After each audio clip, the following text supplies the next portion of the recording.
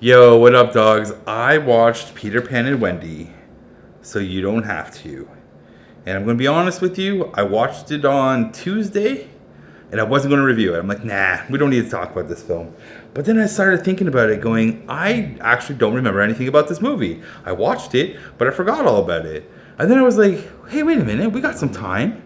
Let's watch the animated version, the classic that you grew up on, and let's take some notes and talk about the two movies as one, in a sense. So here we are. We're going to talk about Peter Pan and Wendy. I'll tell you right now, it wasn't fun. I got my notes out. This movie is written and directed by David Lowery.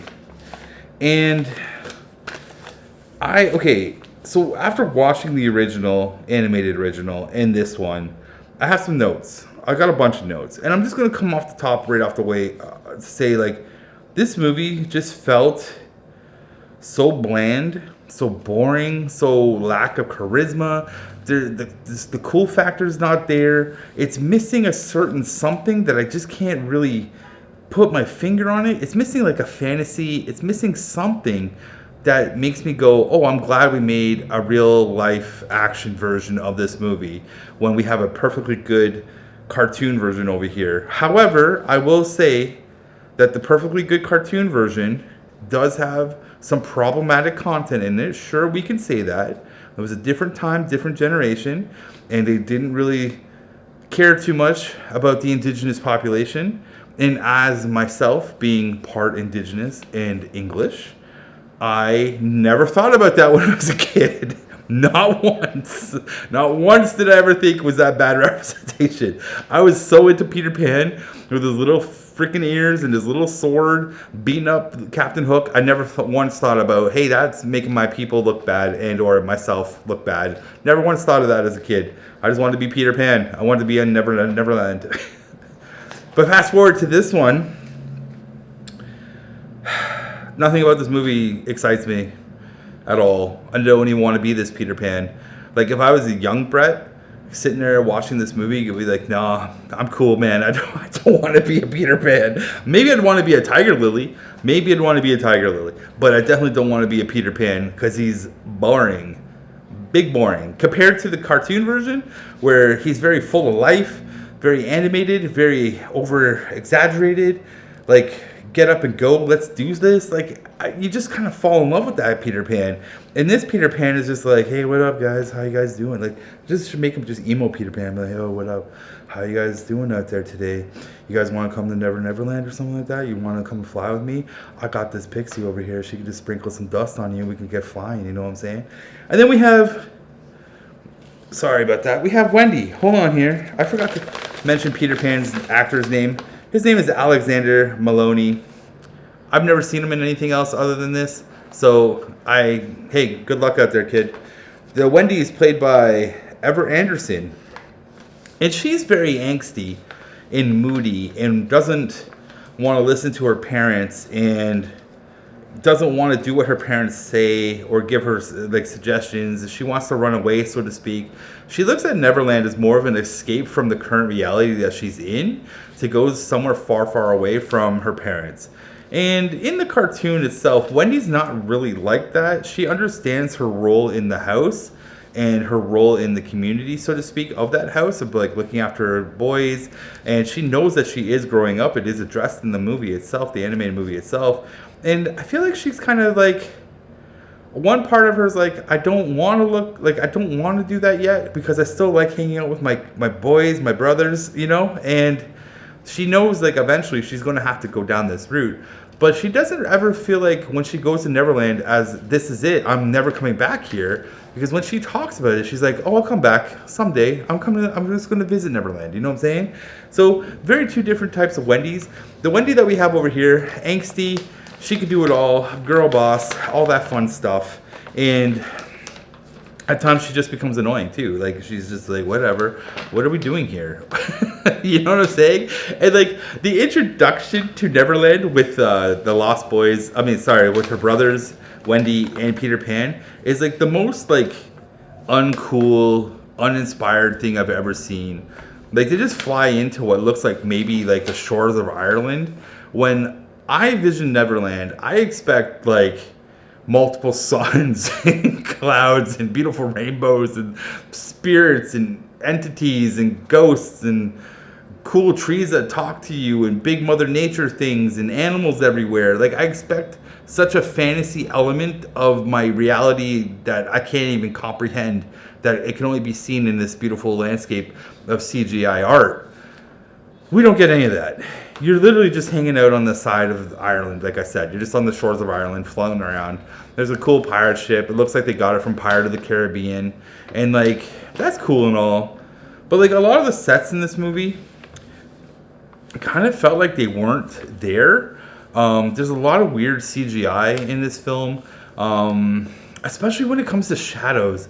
I don't know if I'm the only one that noticed it, but the shadows on certain things that Peter Pan interacts with, the shadows just look super fake and super CGI'd. Like, it almost a lot of the times feel like they're not even in a proper house or a pirate ship, or like, I don't know if that makes any sense, but it just felt like nothing was there except for blocks, green blocks that they just hung out with. And I could be totally wrong. There could be people that actually worked on set design for this, and if I am wrong, I'm sorry, but something took away from it. The CGI After Effects post work on your work, something took away from the magic that you guys built, and I can't put my finger on it, but it looks 1000% fake when I watch it on my TV.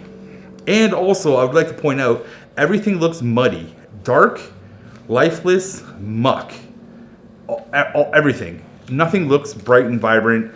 I feel like you can't watch it in a sunny day. Like how the sun's coming in right now, you cannot watch this movie with the sunny. You have to close all the curtains down. Hopefully your brightness is okay so you can see the stuff through this dark sludge that man, I don't know why they didn't have no color for this film. Next. So we have Jude Law in this film, who plays Captain Hook. He is probably the best thing in this entire movie, to be perfectly honest with you. And then we have Smee, who's Jim Gaffigan, played by Jim Gaffigan, sorry. And he's a comedian who is actually quite funny. I enjoy his work, and I enjoy Jude Law. But the thing is, in this movie, they're not anything like they are in the cartoon. In the cartoon, Captain Hook and Smee are actually a great comedic duo that make you laugh, because Smee is so aloof and in his own worlds at times, where Captain Hook is stern and like this like cowardly masculinity, I want to call it, because like when that crocodile shows up with the clock, Captain Hook gets scared every single time. And in this movie, the new movie, there's no fun relationship, no banter, no jokes, no nothing that you get from the cartoon between Smee and Captain Hook. And I don't even recall if Captain Hook was deathly afraid of the crocodile every time the crocodile showed up. I honestly can't remember. I'm drawing a blank. But anyways, so Captain Hook and stuff kidnaps the Lost Boys, and they go to Skull Island.